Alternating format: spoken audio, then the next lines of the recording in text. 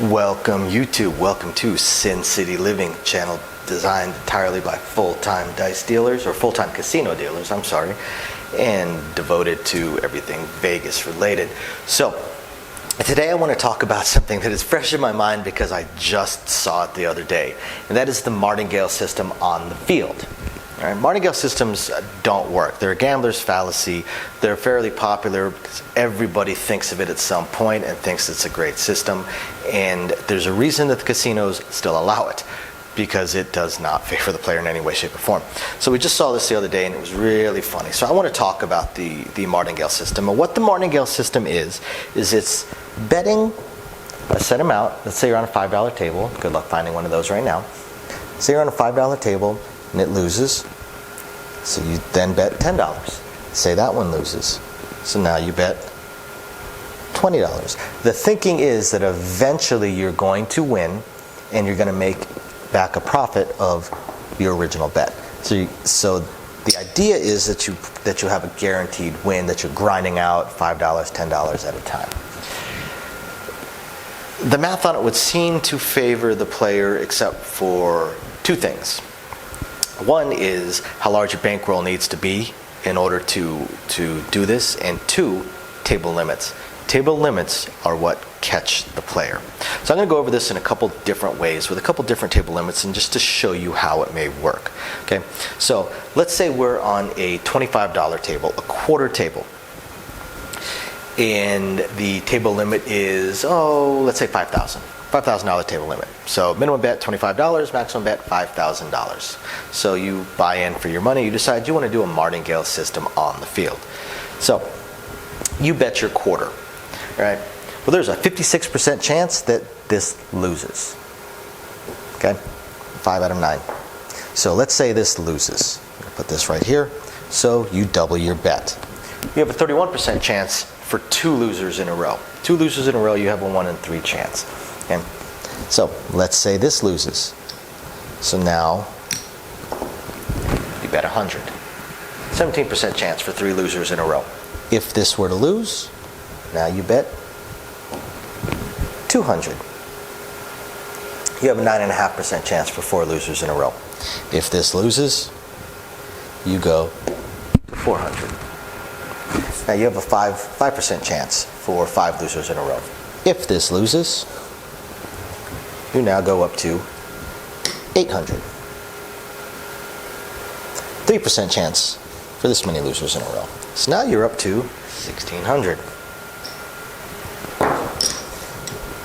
If this one loses, you're now up to 3200.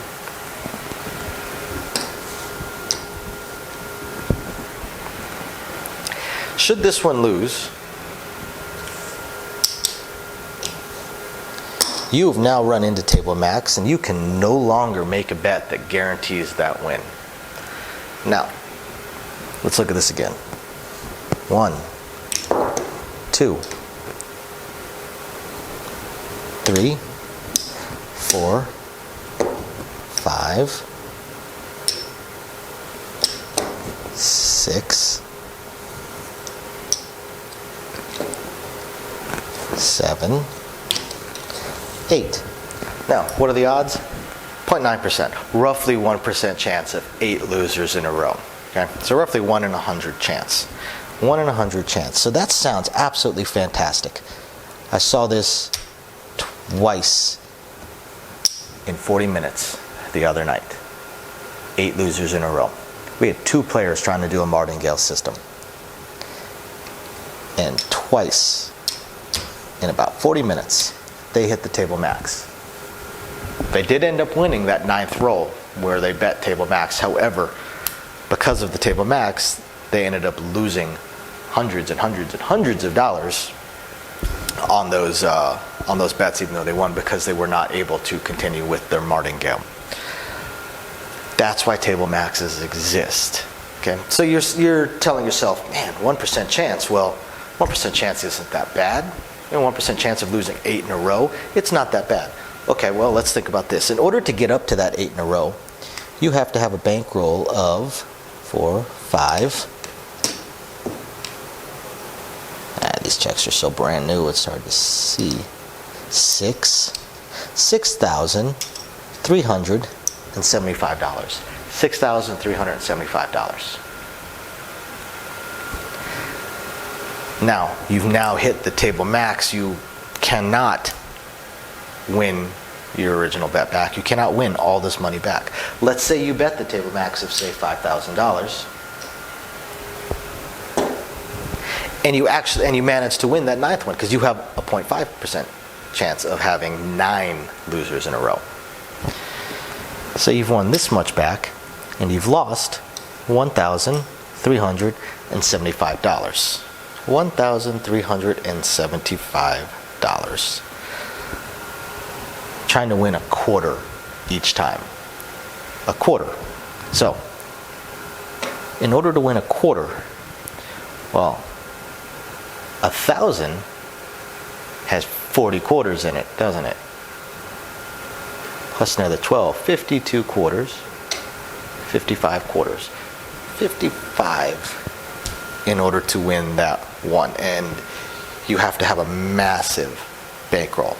All it takes is that one time, and you've lost far more than you're going to be able to win a quarter at a time. That's why the martingale systems don't work. These players gave up after the second time it bit them. Now, this is a streaky game, and the odds obviously are not terrible on that. You're getting down to single-digit odds on having long streaks of losers. There's not a dealer, a dice dealer in this town that is not going to chuckle at a martingale. We have all seen, every single day we work, we see multiple instances of 10, 11, 12 in a row, no field numbers.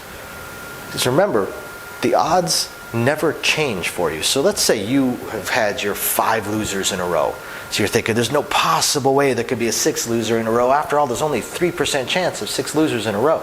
Well, if you've already had that 5 losses, that 6th loss has a 56% chance of happening.